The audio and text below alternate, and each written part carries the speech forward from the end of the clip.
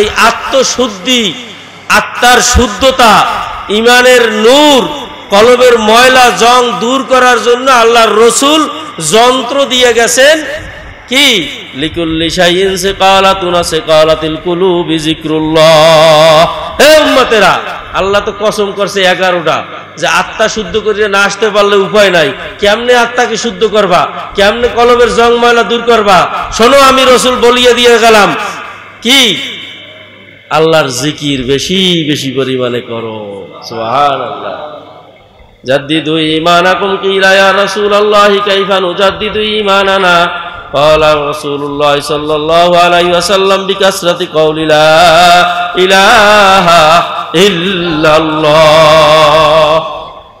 হে আমার উম্মতেরা, এই ঈমানকে যদি মজবুত করতে চাও, লা ইলাহা ইল্লাল্লাহর জিকির কি পরিমাণে করো? কথা কয় না, কি পরিমাণ? আরো জোরে গান, কি পরিমাণ? এই বেশি জিকির করা মুমিনের আলামত, আর কম জিকির করা মুনাফিকের আলামত। কথা বোঝেন? আপনারা কি বিরক্ত হইতেছেন? বেশি জিকির করা কার আলামত?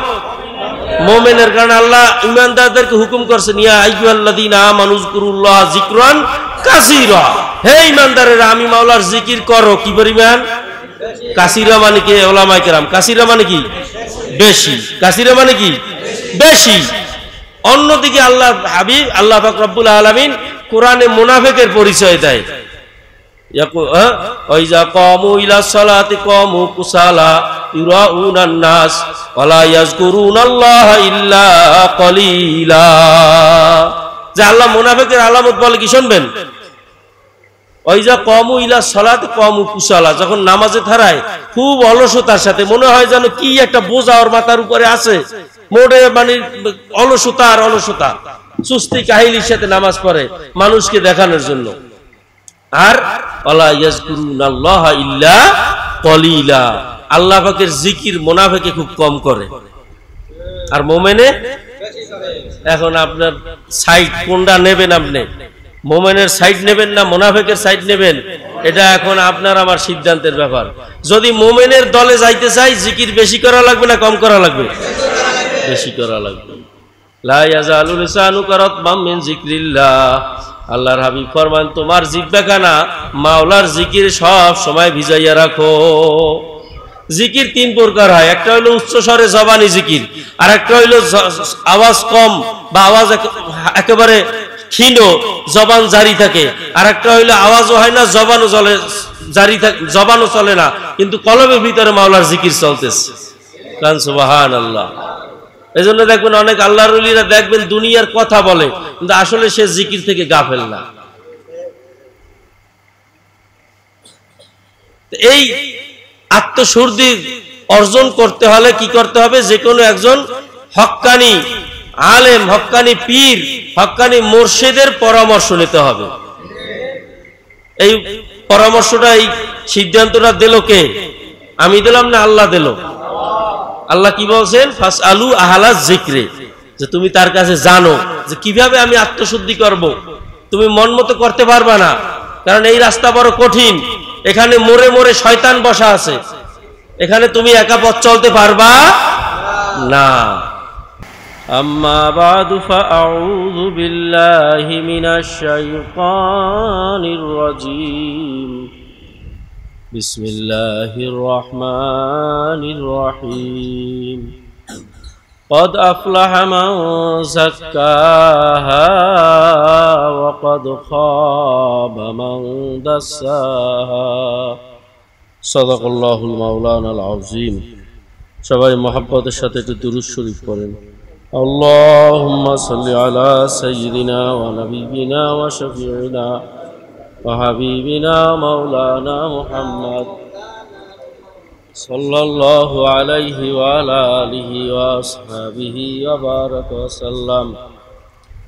اللهم صل على سيدنا ونبينا وشفيعنا وحبيبنا ومولانا محمد صلى الله عليه وعلى آله وأصحابه وبارك وسلم. اللهم صل على سيدنا ونبينا وشفيعنا وحبيبنا ومولانا محمد صلى الله عليه وعلى آله وأصحابه وبارك وسلم الحمد لله পূর্বনাউডুবা দারুল উলুম ফজলিয়া কওমিয়া মাদ্রাসার মাসিক ইসলাহি মাহফিলে উপস্থিত হযরত উলামায়ে কিরাম, তোলাবায়ে ইলজাম এবং এলাকার সম্মানিত গণ্যমান্য মুরব্বী, যুবক ভাইয়েরা, ইসলাহি মাহফিল অত্যন্ত একটা গুরুত্বপূর্ণ শব্দ বিষয়। বিশেষ করে উলামায়ে কিরাম, তোলাবায়ে ইলজামরা আছেন, সেই আঙ্গিকে সামান্য স্বল্প পরিসরে কিছু আলোচনা করার চেষ্টা করব। দোয়া করেন আল্লাহ পাক যাতে তৌফিক দান করেন, কারণ কয়েকদিন যাবত একটু জ্বর সর্দিতে অসুস্থতায় ভুগতেছিলাম, এখনো পুরো সুস্থ হই নাই। এই অবস্থায় আল্লাহ যতটুকু তৌফিক দান করেন। ইসলাহি মাহফিল মানে ইসলাহে নফস, আত্মশুদ্ধি, আত্মার পরিশুদ্ধতা করার জন্য। তাহলে আগে জানতে হবে যে আত্মা যদি পরিশুদ্ধ করতে হয় তাহলে তার রোগগুলা কি। আর আত্মশুদ্ধি মানে আমার আত্মসমালোচনা আগে থাকতে হবে যে আমার মধ্যে আসলে সেই রোগগুলা আছে কিনা। এটা আত্মসমালোচনা। যদি আত্মসমালোচনা না থাকে তাহলে আপনার রোগ ধরা পড়বে না। শরীরের ভিতরে রোগ আছে, যদি এটা উপরে প্রকাশ না হয় তখন নিজেও বুঝতে পারে না যে আমি রোগী। এজন্য আত্মসমালোচনার দরকার আছে। এখান থেকে আত্মার রোগগুলা বের হয়ে আসবে, আর সেই রোগ দূর করার নামই হলো আত্মশুদ্ধি। তা আমরা সেই রোগগুলা জানবো, আত্মা পরিশুদ্ধ করার প্রয়োজনীয়তা কি জানবো, না করলে কি ক্ষতি জানবো, কিভাবে আত্মশুদ্ধি করতে হয়, পদ্ধতি কি, কাজ কি, সেটাও জানবো ইনশাআল্লাহ। চেষ্টা করবো স্বল্প পরিসরে। আত্মার যে প্রধান কতগুলো রোগ আছে, অহংকার, তাকাব্বুর যেটাকে বলা হয়, আমি বড়, যে কোনো বিষয় নিজেকে ভালো মনে করা, বড় মনে করা, স্বয়ং সম্পূর্ণ মনে করা, এটা একটা বড় রোগ। হিংসা, পরশ্রী কাতরতা যেটাকে বলে, পর উন্নতি দেখে সহ্য করতে না পারা। মিলেই দেখি যে এগুলো আমাদের ভিতরে আছে কিনা। আগেই বলছি আত্মসমালোচনা আগে করতে হবে, ঠিক কিনা। বগস, কিনা, হব্বে যা, হব্বে মাল, অর্থাৎ সম্মানের মহব্বত, মানুষ আমাকে সালাম দেখ, আমাকে সম্মান করুক, এই চাহিদা অন্তরে আছে কিনা। মাল সম্পদের মহব্বত, আরো মাল হোক, আরো মাল দরকার, এই কারণে অন্তর সবসময় বেকুল থাকে, এই রোগ আমার ভিতরে আছে কিনা। গীবাত, অন্যের সমালোচনা করা, অন্যের কি করা, তার অনুপস্থিতিতে তার সমালোচনা করা, যেই দোষটা ঠিকই তার ভিতরে আছে সেইটাই আলোচনা করা, এটার নাম কি। এখানে আর একটা কিছু বিষয় বলা দরকার, যে সব গীবাত আবার নাজায়েজ না। সব গীবাত, যদি কেউ জাতীয়ভাবে প্রকাশ্যে আপনার দিন ইসলামের খেয়ানত করতেছে, ধোঁকা দিতেছে মানুষকে নেক সুরাতে, সাধারণ মানুষ সেটা বুঝতেছে না। মানুষ বুঝতেছে যে হ্যাঁ ইনিও তো আল্লাহ আল্লাহ রসুলের কথাই বলে, কিন্তু ভিতরে ভিতরে বান কাটতেছে, এটা স্বাভাবিক সাধারণ মানুষ বুঝতেছে না, আলেম ওলামারা বুঝতেছে। তখন আলেম ওলামাদের উপরে দায়িত্ব হয় ওই ধোঁকাবাজের পরিচয় জনসম্মুখে উন্মুক্ত করা, নাহলে তো সে সর্বনাশ ঘটাই দেবে। যেটা বাংলাদেশে এখন চলতেছে, বিভিন্ন দল ফেরকা বাবা বের হইছে যারা ইসলামের নাম দিয়ে ইসলাম বুঝাইয়া মানুষের ঈমানকে নষ্ট করতেছে। এদের পরিচয় জনসম্মুখে উন্মোচন করা এটা ওলামায়ে কেরামের তখন দায়িত্ব হয়ে যায়। এই গীবত একটা রোগ। এরপর সেহেন যেটাকে বলা হয়, অর্থাৎ মনে মনে শত্রুতা করা। একজনে আপনার সাথে একটা অন্যায় করছে, আপনি তারে বাহ্যিকভাবে কিছু বললেন না, বাহ্যিকভাবে প্রতিশোধও নিলেন না, কিন্তু মনে মনে রাখছেন যে সুযোগ যখন পাবো ওরে আমি সাইজ করব। এটাকে বলা হয় মুশাহহিন। আল্লাহর হাবিব সাল্লাল্লাহু আলাইহি সাল্লাম বলেন, লা ইয়াদখুলুল জান্নাতা শাহহান। যারা এইভাবে শত্রুতা করে ভিতরে ভিতরে এরা জান্নাতে প্রবেশ করবে না। এরকম অনেক রোগ আমাদের চরিত্রের ভিতরে আছে না নাই? এই আত্মশুদ্ধির আলোচনা যে করব, আসলে এই আলোচনা করার যোগ্যতা কিন্তু আমার নাই, করা উচিত না। তারপরও কেন করি? আল্লাহ পাক রব্বুল আলামিন কোরআনে তার হাবিবকে বলেন, ফাযাক্কির ইন নাফাতিজ যিকরা। আপনি নসিহত করেন, আলোচনা করেন, পর্যালোচনা করতে থাকেন, কিছু না কিছু উপকার মানুষের হবে। কারণ এই ইসলাহে নফসের আলোচনা করা বড় কঠিন, কারণ নিজের তো আগে ইসলাহে নফস হওয়া লাগবে। আর এই রোগ, এটাও একটা বড় রোগ। আল্লাহ কুরআনুল কারীমের ভিতরে বলেন, ইয়া আইয়ুহাল্লাযীনা আমানু লিমা তাকুলুনা মা লা তাফআলুন কাবুরা মাকতান ইনদাল্লাহি আন তাকুলু মা লা তা'মালুন। আল্লাহ পাক বলেন যে, হে ঈমানদারেরা, লিমা তাকুলুন, তোমরা ওই সমস্ত কথা মানুষকে কেন বলো যেই কাজটা তুমি নিজে আমল করো না, নিজের ভিতরে নাই, এই কাজটা অন্যকে তুমি কেন নসিহত করো? লিমা তাকুলুনা মা লা তাফআলুন কাবুরা মাকতান ইনদাল্লাহি আন তাকুলু মা লা তাফআলুন। আল্লাহ বলেন যে যেই কাজ তুমি নিজে করো না, যেই আমল তুমি নিজে করো না, এইটা মানুষকে নসিহত করতেছো, এইটা আমি মাওলার কাছে সবচেয়ে ঘৃণিত একটা কাজ, অপছন্দনীয় কাজ। তাহলে সেই আলোকে তো আসলে আলোচনা করা যায় না, যায় পারি না। কিন্তু তারপর ওই যে আগে আয়াত বললাম যে আল্লাহ যাতে এই আলোচনার মাধ্যমে আমাকে এবং আপনাদের সবাইকে চরিত্র সংশোধন করে দেন, জোরে বলেন আমিন। বাংলাদেশে কিন্তু এই রোগের রোগী এখন ওলামাদের ভিতরে সবচেয়ে বেশি। দেখবেন বহুত ওয়াইজিন, মানুষকে ওয়াজ করতেছি আমরা, আছি না? ওয়াজ করতেছে, মানুষকে একেবারে জড়ো হয়ে যায়। দেখবেন যে অনেক ওয়াইজিন আছে, খবর নিয়ে দেখা যায় নিজে ঠিকমতো নামাজই পড়ে না, সে নামাজের জন্য ওয়াজ করতে গেছে, নিজে ঠিকমতো পর্দা করে না। তাহলে এই ওয়াজ দিয়ে মানুষের হেদায়েতের আশা করা যায়? এই কারণে দেখবেন সিজন আসলে হাজার হাজার ওয়াজ হয়, বহুত শ্রোতাও অংশগ্রহণ করে, কিন্তু পরিবর্তনের সংখ্যা, দিনদার হওয়ার সংখ্যা, নামাজি হওয়ার সংখ্যা একেবারে কম। কথা সত্য না মিথ্যা?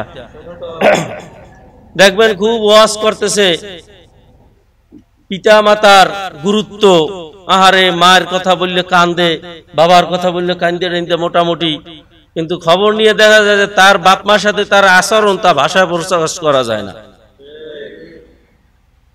আল্লাহ অস্ত সম্পদ দেশে নিজে স্ত্রী সন্তান নিয়ে আরাম আয়েশে কাটায়, বাপ মার তেমন খবর নেয় না।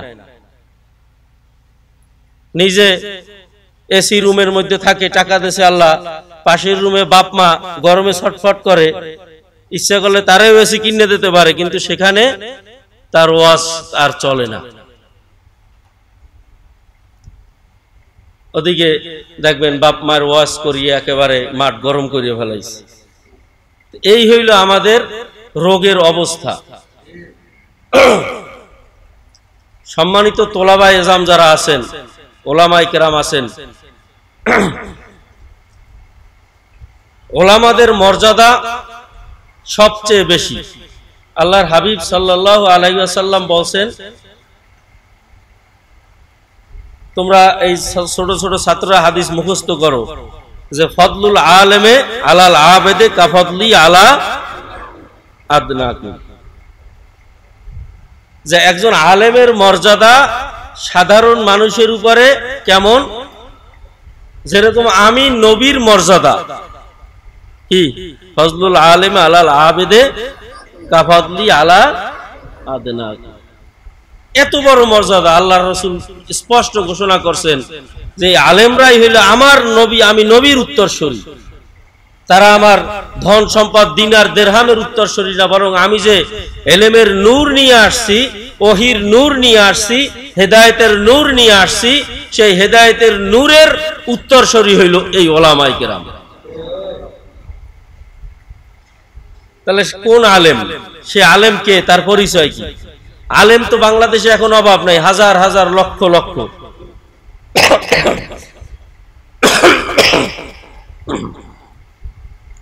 আমার কথা যদি কারো গায়ে পড়ে আল্লাহর রাস্তায় মাফ করবেন। আমি আগেই বলছি আত্মসমালোচনা থাকতে হবে। আজকে এই আত্মশুদ্ধি না থাকার কারণে সার্টিফিকেট ওয়ালা, দাওরা পাশের সার্টিফিকেট নিয়ে, ইফতার সার্টিফিকেট নিয়ে, মুফতির সার্টিফিকেট নিয়ে হাজার হাজার লক্ষ লক্ষ আলেম বের হয় ঠিক, কিন্তু তা দিয়া ইসলামের উপকার হয় খুব কম। মূল কারণটা কি? কিতাব সে পড়াইতে পারে না তা না, কিতাব সে পড়াইতে পারে, তার কিতাব হল আছে, মাসালা হল আছে, কিন্তু তার আত্মশুদ্ধি হয় না।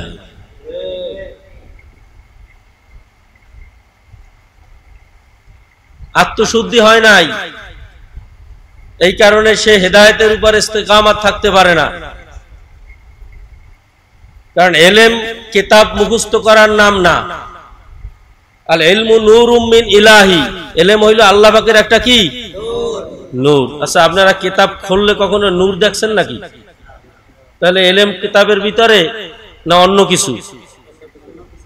কিতাব লাগবে, কিতাব হইল সহায়ক, কিতাব হইল সিঁড়ি। কিতাব হইল কি সিঁড়ি। আপনার বিল্ডিং এর ছাদে উঠতে হলে সিঁড়ি লাগবে, কিন্তু সিঁড়িটাই বিল্ডিং না, আবার সিঁড়িটা বিল্ডিং এর বাহিরেও না। কথা বুঝাইতে পারছি? ঠিক তদ্রুপ কিতাবও লাগবে, কিতাবও ইলমের বাহিরে না, কিন্তু এইটাই ইলম না।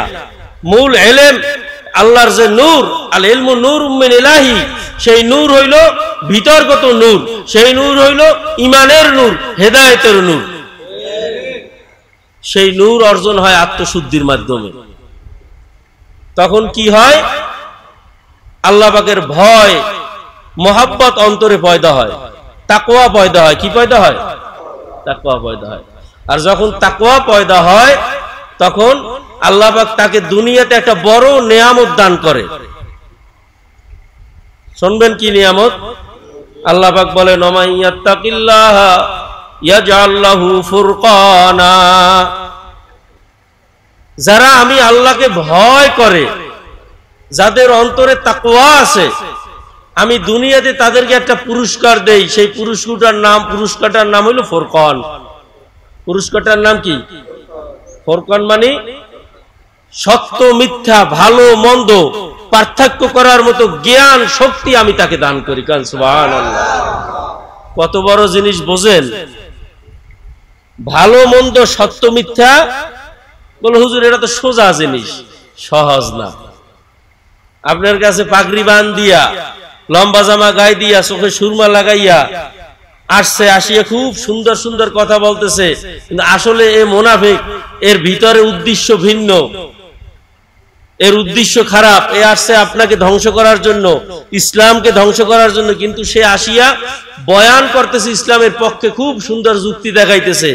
এই অবস্থায় এই লোককে চেনা, বোঝা, এর উদ্দেশ্য বোঝা, এটা কি বাহ্যিকভাবে মানুষের দ্বারা সম্ভব? আল্লাহ বলেন, এই অবস্থা আমি আল্লাহ তাকে সাহায্য করি ফুরকান দিয়া। সুবহানাল্লাহ। কাকে দেবে এই ফুরকান? যার ভিতরে আল্লাহর ভয় আছে। কি আছে? আল্লাহর ভয় আছে। আর এই কারণে আজকে ওলামায়ে কেরাম বিভিন্ন জায়গায় হোঁচট খাইতেছে, সঠিক সিদ্ধান্ত নিতে পারতেছে না। প্রাসঙ্গিকভাবে বলতে হয় যেই কওমি ওলামায়ে কেরাম দেওবন্দিয়াতের যে মূল আকীদা বা দেওবন্দিয়াতের যে তাদের মূল শক্তি, সেই শক্তির থেকে অনেক দূরে সরে যাচ্ছে। এই দেওবন্দিয়াতকে তারা শুধু এখন মুখে মুখে আওড়াইতেছে, দেওবন্দিয়াত, কিন্তু আসলে দেওবন্দিয়াতের যে মূল জিস সেইটার থেকে আমরা অনেক দূরে সরে যাচ্ছি, অনেক দূরে। কারণ দেওবন্দ যারা প্রতিষ্ঠিত করেছিল তারা প্রত্যেক ছিল আহলে কলব, তারা প্রত্যেক ছিল আহলে এলেম, এলেমের নূরের অধিকারী। কাসেম নানুতুবি রহমাতুল্লাহ আলাইহি শুধু কিতাবের আলেমও ছিলেন না, তিনি সুলুকের লাইনে ইলমে মারিফাতের জগতেরও একজন সম্রাট ছিলেন। কথা সত্য না মিথ্যা? তারা তাজকিয়ায়ে নফসের জন্য আজীবন মেহনত করছেন, আত্মশুদ্ধির জন্য নিজেরাও মেহনত করছেন, ছাত্রদেরকেও উৎসাহিত করছেন, ছাত্রদেরকেও মেহনত করাইছেন। রশিদ আহমদ গঙ্গুহি রহমাতুল্লাহ আলাইহি দেওবন্দের মুরব্বী, শুধু কিতাবের আলেম ছিলেন না, কত বড় কিতাবের আলেম ছিলেন, 1 লক্ষ হাদিস তার মুখস্থ ছিল। সুবহানাল্লাহ। আছে এরকম আলেম বাংলাদেশে এখন? তাম দুনিয়ায় আছে? কথা কয় না। তাকে বলা হয়তো জমানার ইমাম আবু হানিফা, কিন্তু সে কি শুধু এই কিতাবের আলেমই ছিলেন, না আধ্যাত্মিক জগতের একজন সম্রাট ছিলেন? ইলমে মারিফাতের জগতে, সুলুকের জগতে, পীর মুরিদের জগতে বড় একজন পীর ছিলেন তিনি, যার খোলাফাতের মাধ্যমে সারা বাংলাদেশ না সারা দুনিয়াতে এখনো ইসলাম জারি আল্লাহ রাখছেন। এটা হলো দেওবন্দিয়াত। শুধু পড়া আর পড়ানোর নাম দেওবন্দিয়াত না। হাদিসে জিবরিল আপনারা জানেন, হাদিসে জিবরিলের ভিতরে সংক্ষিপ্তভাবে বলি, আল্লাহর হাবিব সাল্লাল্লাহু আলাইহি সাল্লাম মজলিসে বসা, সাহাবায়ে কেরাম বসা, হঠাৎ একজন লোক সাদা জামা পরা, অত্যন্ত ধবধবে পরিষ্কার, কালো চুল, সুদর্শন দেখতে, একেবারে রপরপ করে আল্লাহর হাবিবের মজলিসের ভিতরে সোজা গিয়ে ঢুকে আল্লাহর হাবিবের সামনে হাঁটু মোবারকের সাথে হাঁটু মোবারক মিশিয়ে বসিয়ে গেলেন। সাহাবায়ে কেরাম বলেন, আমরা এই লোকটাকে ইতিপূর্বে কোনোদিন দেখি নাই, তার সাথে সফরের কোনো আলামত নাই যে সে দূর দেশ থেকে আসছে, তার চুল এলোমেলো না, অত্যন্ত পরিপাটি। এই লোকটা কে? যেহেতু আল্লাহর রসুল কোনো কথা বলেন, আমরাও চুপ ছিলাম। এবার তিনি সরদারে দোজাহানকে জিজ্ঞাসা করছেন, মাল ঈমান ইয়া রাসূলুল্লাহ, ইয়া রাসূলুল্লাহ ঈমান কি জিনিস? আল্লাহর রসুল উত্তর দিলেন, শাহাদাতু আল্লা ইলাহা ইল্লাল্লাহ ওয়া শাহাদাতু আন্না মুহাম্মাদুর রাসূলুল্লাহ সাল্লাল্লাহু আলাইহি ওয়াসাল্লাম। এরপর তিনি জিজ্ঞাসা করলেন যে ইয়া রাসূলুল্লাহ মাল ইসলাম, ইসলাম কি জিনিস? আল্লাহর হাবিব সাল্লাল্লাহু আলাইহি ওয়াসাল্লাম উত্তর দিলেন, নামাজ, রোজা, হজ, যাকাত ইত্যাদি, এগুলো হইল ইসলাম। এরপর তিনি জিজ্ঞাসা করলেন, মাল ইহসান ইয়া রাসূলুল্লাহ, ইহসান কি জিনিস? আল্লাহর হাবিব সাল্লাল্লাহু আলাইহি ওয়াসাল্লাম উত্তর দিলেন, আন তা'বুদাল্লাহা কাআন্নাকা তারাহু ফা ইল্লাম তাকুন তারাহু ফা ইন্নাহু ইয়ারাক, যে তুমি আল্লাহ পাকের ইবাদত যখন করবা তখন এই খেয়াল করো গোয়াকে তুমি মনে হয় যেন আল্লাহকে দেখতেছো। যদি এতটুকু তোমার শক্তি না হয়, অন্তত মনে করো যে আমি আল্লাহকে দেখি না, কিন্তু আমার আল্লাহ আমাকে দেখতেছে। এটার নাম কি? ইহসান। এরপর জিজ্ঞেস করলেন কিয়ামত সম্পর্কে, যে কিয়ামত কবে হবে? আল্লাহর হাবিব উত্তর দিলেন যে মাল মাসউলু আনহা বিআলামা মিনাস সাইল, যে এই প্রশ্নের উত্তর প্রশ্নকারীর চেয়ে আমি ভালো জানি না। মানে আপনি যা জানেন আপনার চেয়ে বেশি আমি কিছু জানি না। অর্থাৎ এই ক্ষমতা, এই জানা একমাত্র আল্লাহর কাছে, এটা কেউ জানে না। এটা গায়েবের খবর। কি গায়েবের মালিক আল্লাহ ছাড়া কেউ আছে নাকি? জোরে বলেন, আছে না নাই? নাই। গায়েবের মালিক কে? একমাত্র আল্লাহ। এখানে একটু বলে যেতে হয়, বর্তমানে এক শ্রেণীর আমার ভাইরা, আলেম নামও আছে, মুফতি নামও আছে, এরা আল্লাহর রসুলকে ভালোবাসতে গিয়ে, অতি ভালোবাসা দেখাইতে গিয়ে তাকে আল্লাহর রসুলকে আল্লাহর সমপর্যায়ে নিয়ে গেছে। নাউজুবিল্লাহ। যেখানে কোরআনুল কারীমের ভিতরে একটা দুইটা আয়াত না, একাধিক আয়াতে স্পষ্ট করে আল্লাহ বলে দিয়েছেন যে গায়েব জানি একমাত্র আমি আল্লাহ, আর কেউ জানে। এবং এও উল্লেখ করছে যে রসুল, আমার রসুল, সেও গায়েব জানে না, এটা আল্লাহ স্পষ্ট জানাই দিয়েছেন। এরপরও যদি কেউ বলে যে না আল্লাহর রসুল গায়েব জানে, তিনি হাজির নাজির, তাইলে তার ঈমান নিয়ে সন্দেহ হওয়ার কথা আছে না নাই? অথচ তারা মুফতি, তারা মাওলানাও দাবি করে, আবার পীরের পায়ে সেজদা দেয়। নাউজুবিল্লাহ, আল্লাহ ব্যতীত কাউকে সেজদা দেওয়া জায়েজ আছে? এরপরও দেখবেন কতক মানুষ তাদের পিছনে দৌড়ে।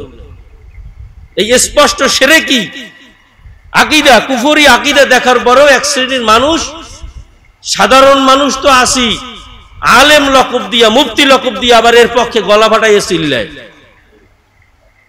আবার কত বড় দুঃসাহস, মাঝে মাঝে বর্তমানে অনলাইন ইউটিউব ফেসবুক বের হইয়া বড় একটা সুবিধা হয়েছে, একটা রুমের মধ্যে ভিডিও একটা লাগাইয়া ডাক দেয়, এই কে আসো, চ্যালেঞ্জ, আসো বহাসো বসবা। আমি তাদেরকে হাতে পায়ে ধরিয়ে বলি, ওই এলাকায় বা তার যারা এই সমস্ত এই গর্জন দেয়, প্রশাসনকে অনুরোধ করব যে কেউ একটু হাতে পায়ে, আপনাদেরকে হাতে পায়ে ধরিয়া বলি, যে কোনো ভাবে এদেরকে একটু বসায়, এরা একটু বহাসে বসুক, আমরাও চাই এরা বহাসে বসুক। কোন দলিলের ভিত্তিতে এরা পীরের পায়ে সেজদা করে, কোন দলিলের ভিত্তিতে এরা আল্লাহ রসুলকে হাজির নাজির গায়েব জানার মালিক বলে, একটু ওদেরকে বসান। আপনাদের কাছে জোন অনুরোধ করি, নাইলে এরা মানুষের ঈমান ধ্বংস করিয়া ফেলাবে। এরাও আলেম, তাহলে এই আলেম কি আল্লাহ রসুল ওয়ারাসাতুল আম্বিয়া বলছেন নাকি? কথা কয় না? এরাও আল্লাহর নবীর ওয়ারিস। আপনার কি মনে হয় যে এইটা কি কোনো ইসলাম হইতে পারে, যে মহিলা পুরুষ একত্রিত হইয়া গান বাজনা, গাঁজা খাইয়া, মদ খাইয়া একত্রে নাচবে, গান গাইবে? এইটা কোনোদিন ইসলাম হইতে পারে? আপনাদের সাধারণ বিবেকে কি বলে? এই কাম কি আব্দুল কাদের জিলানী করতে পারে? এই কাম কি খাজা মঈনুদ্দিন চিশতি করতে পারে? এই কাম কি সাহাবা ইকরাম আল্লাহর রাসূল এরকম মহিলা নিয়ে নাচানাচি করতে পারে? এটা বিবেক বলে? বলে এইটাই ইসলাম। নাউজুবিল্লাহ। এখন কে এদেরকে ধরে? প্রশাসনের সামনে করে, কে কারে ধরে? এরাও পাইছে সুযোগ। সচেতন হতে হবে, কারণ এটা ফিতনার যুগ। যে যুগ সম্পর্কে আল্লাহর হাবিব সাল্লাল্লাহু আলাইহি সাল্লাম ভবিষ্যৎবাণী করেছিলেন, সাইয়াতি আলান নাস জামানুন, আমার উম্মতের উপরে এমন একটা জমানা আসবে, হ্যাঁ, যে তখন ঈমানের উপরে মজবুত থাকা এরকম কঠিন হবে যেরকম জ্বলন্ত আগুনের আংটা হাতে রাখা কঠিন হবে। সেই জমানা চলতেছে। প্রিয় ভাইরা আমার, আলোচনা অন্যদিকে যাইতেছে। তো যে কথা বলতেছিলাম যে দেওবন্দিয়াত, এটার উপরে বলতেছিলাম যে হাদিসে জিবরিলের ভিতরে আল্লাহর রসুলকে 4টা প্রশ্ন করা হইলো। 3টা প্রশ্ন আকীদা।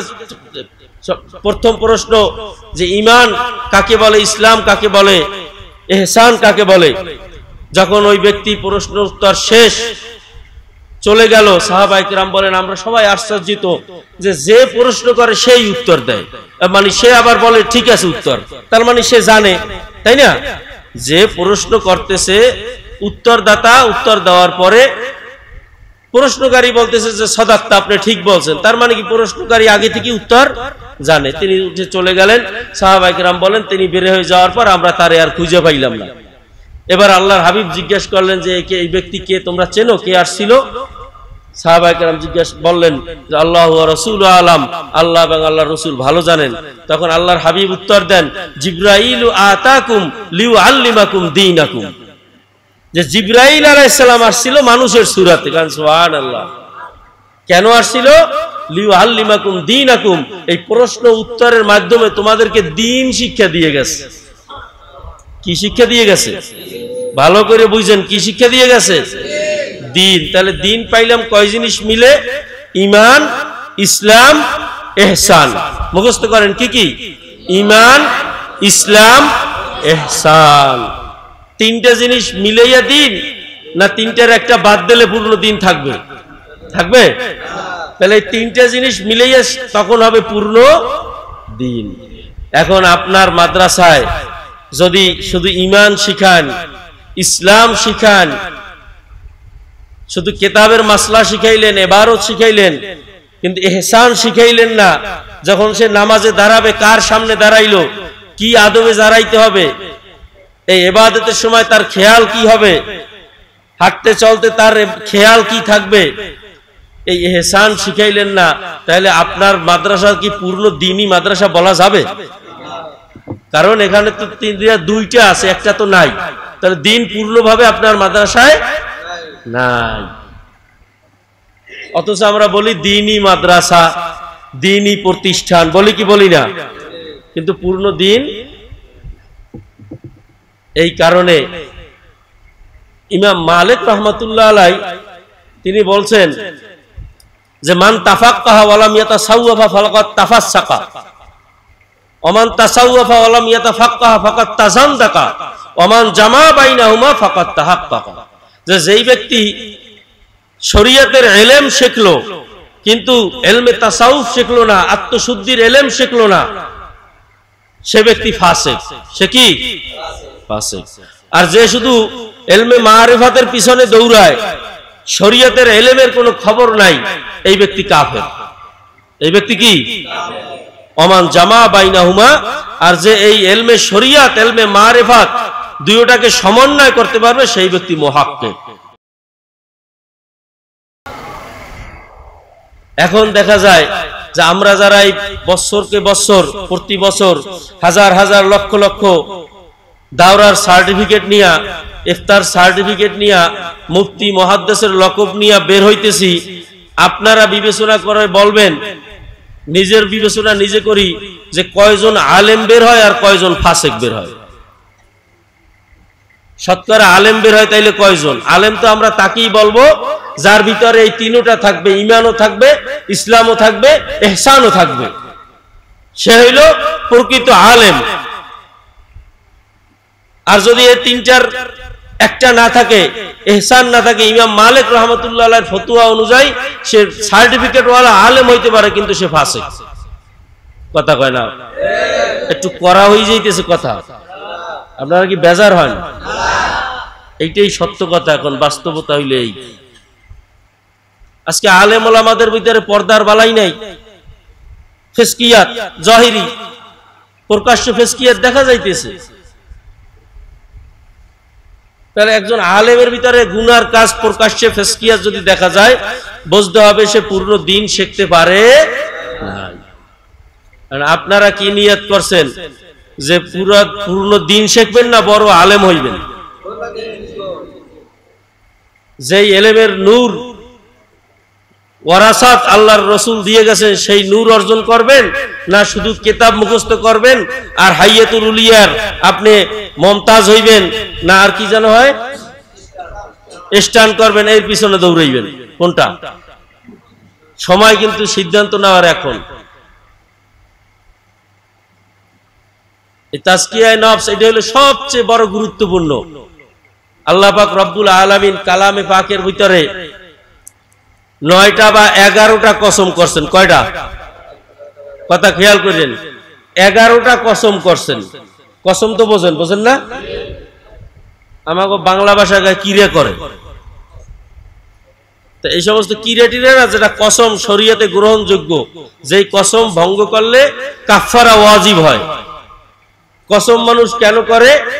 কথাকে বিশ্বাসযোগ্য করার জন্য, যে ভাই খোদার কসম আমি এটা করি নাই, বলে না?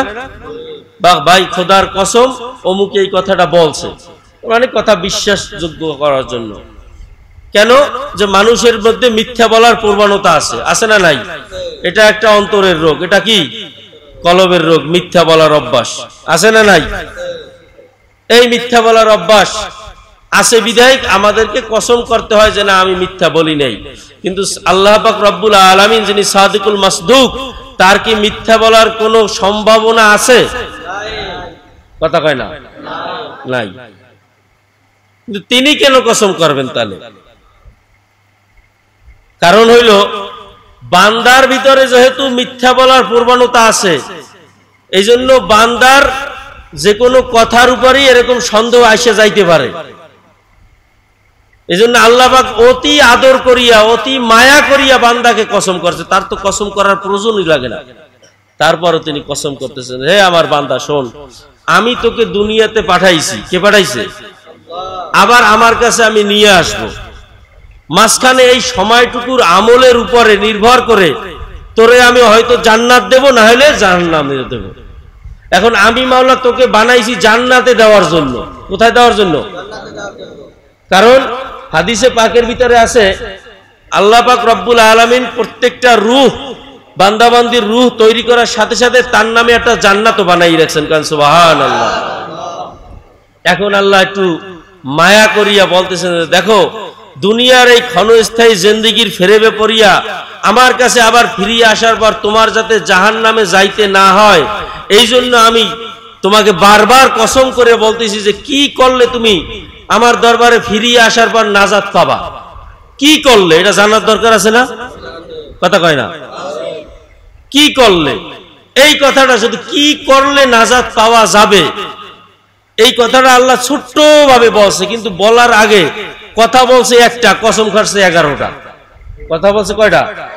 একটা। কসম করছে কয়টা? ওয়াশ-শামসি ওয়া দুহাহা ওয়াল কমারি ইযা তালাহা ওয়ান নাহারি ইযা জাল্লাহা ওয়াল লাইলি ইযা ইয়াগশাহা ওয়াস সামাই ওয়া মা বানাহা ওয়াল আরদি ওয়া মা তুহাহা ওয়া নাফসিন ওয়া মা সাওয়াহা ফাআলহামাহা ফুজুরাহা ওয়া তাকওয়াহা قد أفلح من زكاها وقد خاب من دساها। আল্লাহ 11টা কসম খাইয়া বলেন যে ওয়াশ-শামসি ওয়া দুহাহা ওয়াল কমারি ইযা তালাহা, যে আমি সূর্যের কসম করলাম, হ্যাঁ, যখন সে আলো দেয়। চন্দ্রের কসম করলাম, জমিনের কসম করলাম, আসমানের কসম করলাম। অনাফসি ওয়া মা সাওয়াহা, নফস, তোমার মানুষের সৃষ্টির নফসের কসম করলাম। এরকম 11টা কসম করছে। এরপর বলে কি যে শোন বান্দা, বিশ্বাস কর আসমানের কসম, বিশ্বাস কর জমিনের কসম করিয়ে বললাম, বিশ্বাস কর কদ আফলাহা মান যাক্কাহা, যদি তুমি তোমার আত্মাকে শুদ্ধ করে আমার কাছে আসতে পারো তুমি নাজাত পেয়ে যাবা। আর যদি আত্মাকে শুদ্ধ করিয়া না আসতে পারো নাজাত পাবা। আচ্ছা, এখানে কোনো শর্ত দিয়েছে যে দাওরা পাশ করে যদি আসতে না পারো? কথা কয় না। যদি ইফতা পাশ করে আসতে না পারো, যদি মুহাদ্দিস মুফতি হইয়া আসতে না পারো, যদি বড় ধনী হইয়া আসতে না পারো, যদি বড় রাজনীতিবিদ হইয়া আসতে না পারো, কোন কথা বলছে? বড় হাজী সাহেব হইয়া যদি আসতে না পারো বলছে? বলছে কি?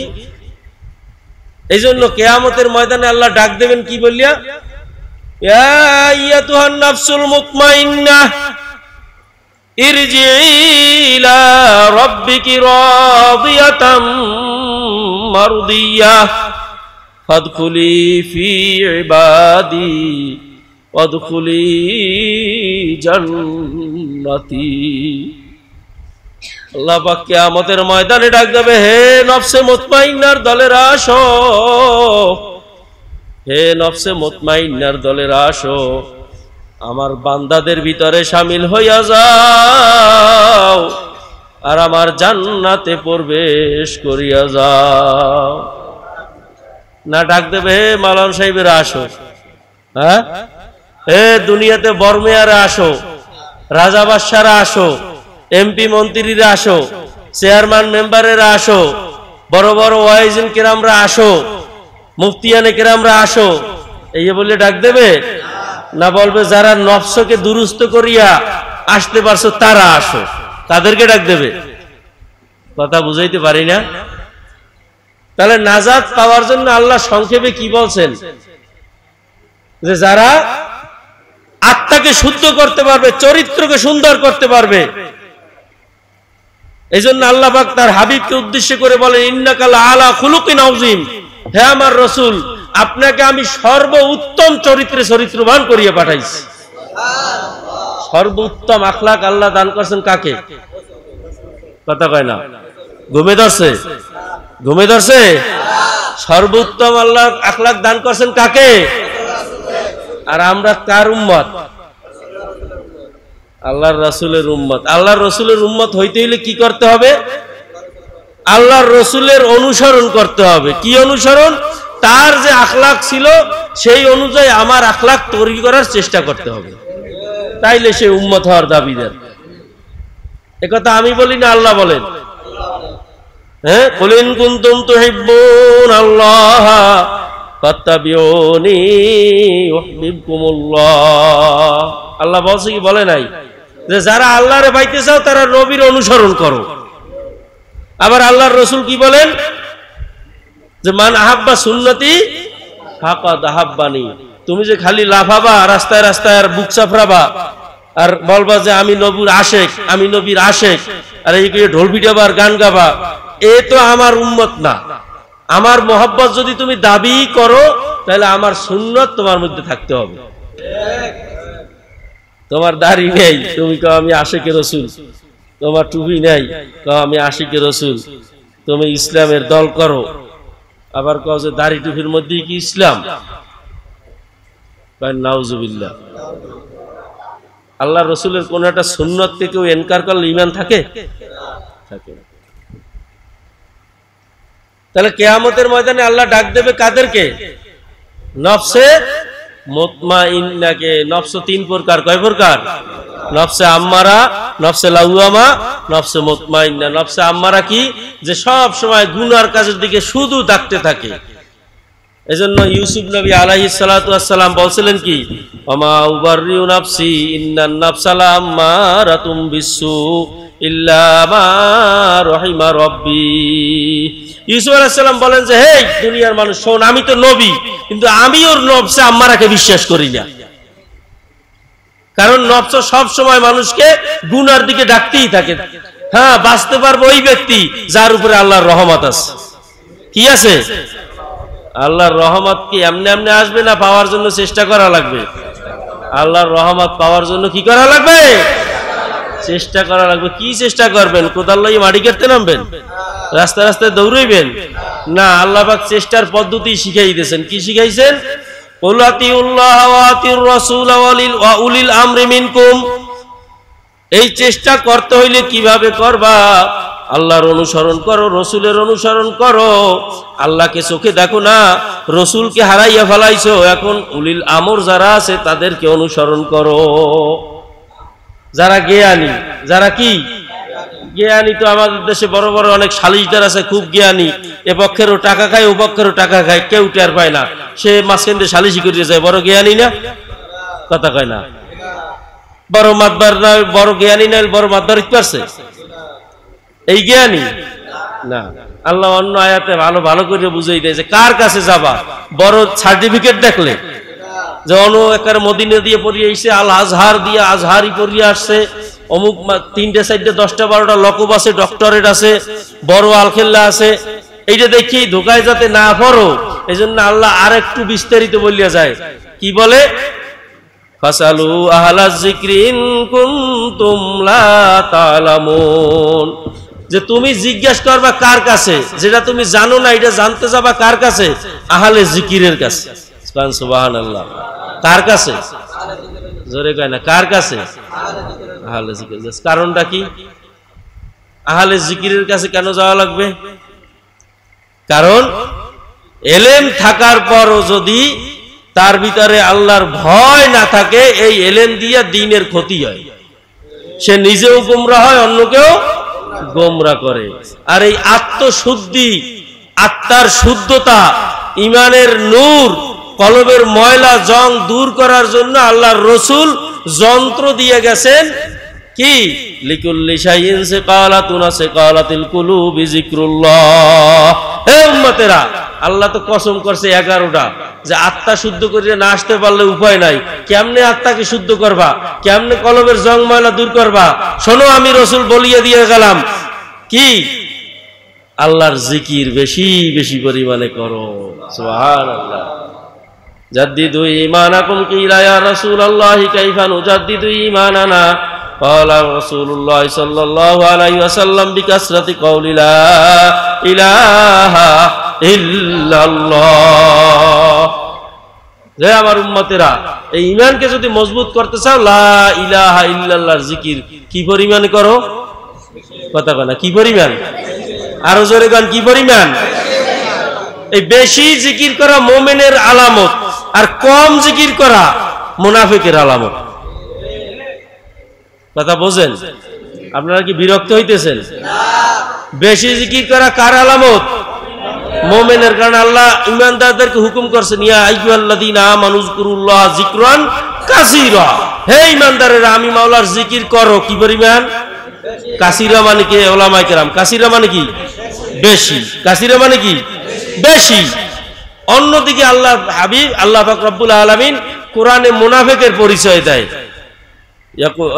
ওয়াইজা কামু ইলা সালাতি কামু কুসালা ইউরাউনান নাস ওয়ালা ইয়াযকুরুনাল্লাহা ইল্লা কলিলা। যে আল্লাহ মুনাফিকের আলামত বলে কি শুনবেন? ওয়াইজা কামু ইলা সালাতি কামু কুসালা, যখন নামাজে দাঁড়ায় খুব অলসতার সাথে, মনে হয় যেন কি একটা বোঝা ওর মাথার উপরে আছে, মোড়ে মানে অলসতা আর অলসতা, সুস্তি কাহিলির সাথে নামাজ পড়ে মানুষকে দেখানোর জন্য। আর ওয়ালা ইয়াযকুরুনাল্লাহা ইল্লা কলিলা, আল্লাহ পাকের জিকির মুনাফিকে খুব কম করে, আর মুমিনে। এখন আপনার সাইড কোনটা নেবেন? আপনি মুমিনের সাইড নেবেন না মুনাফিকের সাইড নেবেন? এটা এখন আপনার আমার সিদ্ধান্তের ব্যাপার। যদি মুমিনের দলে যাইতে চাই, জিকির বেশি করা লাগবে না কম করা লাগবে? বেশি করা লাগবে। লা ইয়াজালু লিসানুকা রাতবাম মিন যিকরিল্লাহ, আল্লাহর হাবিব ফরমান, তোমার জিহ্বাখানা মাওলার জিকির সব সময় ভিজাইয়া রাখো। জিকির তিন প্রকার হয়, একটা হইলো উচ্চ স্বরে জবানি জিকির, আর একটা হইলো আওয়াজ কম বা আওয়াজ একেবারে ক্ষীণ, জবান জারি থাকে, আর একটা হইলো আওয়াজও হয় না, জবানও চলে, জারি থাকে, জবানও চলে না, কিন্তু কলবের ভিতরে মাওলার জিকির চলতেছে। কান সুবহানাল্লাহ। এই জন্য দেখবেন অনেক আল্লাহর ওলিরা দেখবেন দুনিয়ার কথা বলে, কিন্তু আসলে সে জিকির থেকে গাফেল না। এই আত্মশুদ্ধি অর্জন করতে হলে কি করতে হবে? যে কোনো একজন হক্কানি আলেম, হক্কানি পীর, হক্কানি মুর্শিদের পরামর্শ নিতে হবে। এই পরামর্শটা, এই সিদ্ধান্তটা দিল কে? আমি দিলাম না আল্লাহ দিল? আল্লাহ কি বলছেন? ফাসআলু আহলা যিকরি, যে তুমি তার কাছে জানো যে কিভাবে আমি আত্মশুদ্ধি করব। তুমি মন মতো করতে পারবা না, কারণ এই রাস্তা বড় কঠিন, এখানে মোড়ে মোড়ে শয়তান বসা আছে, এখানে তুমি একা পথ চলতে পারবা না। এজন্য সূরা ফাতিহায় আল্লাহ শিখাই দিয়েছেন, ইহদিনাস সিরাতাল মুস্তাকিম। আল্লাহ সিরাতুল মুস্তাকিম দেখাও, সিরাতাল্লাযীনা আনআমতা আলাইহিম, ওই পথ যাদের উপরে তোমার নেয়ামত বর্ষিত হয়েছে। তারা কারা? মিনান নাবিয়্যিনা ওয়াস সিদ্দিকিনা ওয়াস শুহাদা ওয়াস সালিহিন ওয়া হাসুনা উলাইকা রফিকা।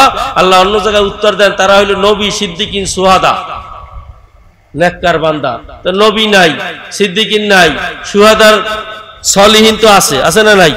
সালিহিন বান্দা আছে না? নেককার বান্দা আছে না? নেককার বান্দা চিনবেন কেমনে? যে যার ভিতরে আল্লাহ পাকের জিকির আছে, যার ভিতরে আল্লাহর ভয় আছে। আচ্ছা, যার ভিতরে আল্লাহর ভয় আছে, সে প্রকাশ্যে কোনোদিন গুনার কাম করতে পারে? জোরে গান পারে? সে প্রকাশ্যে কোনোদিন বেপরদা মহিলার সাথে বসতে পারে? তাহলে এতে তো আপনার স্পষ্ট হয়ে যায় যে এই লোক বড় আলেম হইতে পারে, বড় শায়েক হইতে পারে, বড় মুরব্বী হইতে পারে, কিন্তু সে আহলে জিকির না, এর কাছে আল্লাহ আমারে যাইতে নিষেধ করছে। পরিষ্কার হয় কি হয় না? হয়। এই জন্য ভাইরা আমার, চরিত্র সংশোধন করতে হবে। তাকাব্বুরি, এটা শয়তানের একটা বড় খাসলাত। বলছিল কি, আনা খয়রুম মিনহু, আল্লাহ পাকের দরবারে দাঁড়াই বলছি যে আমি আদমকে কেন সেজদা করব, আমি তার চেয়ে ভালো। কি বলছিল? আমি তার চেয়ে ভালো। এই কথাটা যদি আমরা বলি, শয়তানের চরিত্র আমাদের ভিতরে আসিয়া যায় না? শয়তানকে আল্লাহ কি দিছে? লাআনত দিছে। তাহলে সেই লাআনত গজব তো আমার উপরেও আল্লাহ না করুক আসিয়া যাইতে পারে কি পারে না? এজন্য চরিত্র সংশোধনের চেষ্টা করতে হবে, হিংসা দূর করতে হবে, হব্বে যা হব্বে মাল, দুনিয়ার মহব্বত, সম্পদের মহব্বত, সম্মানের মহব্বত, পরশ্রী কাতরতা, মানুষের সমালোচনা করা, মানুষের অকল্যাণ কামনা করা, পক্ষান্তরে নিজের ভিতরে ভালো ভালো গুণগুলো অর্জন করতে হবে। নরমিয়াত অর্জন করতে হবে, সৎ আচরণ অর্জন করতে হবে। এক মোমেন আর এক মোমেনের সাথে আচরণ কি হবে? আল্লাহ কোরআনুল কারীমের মধ্যে বলছেন না, রুহামাউ বাইনাহুম।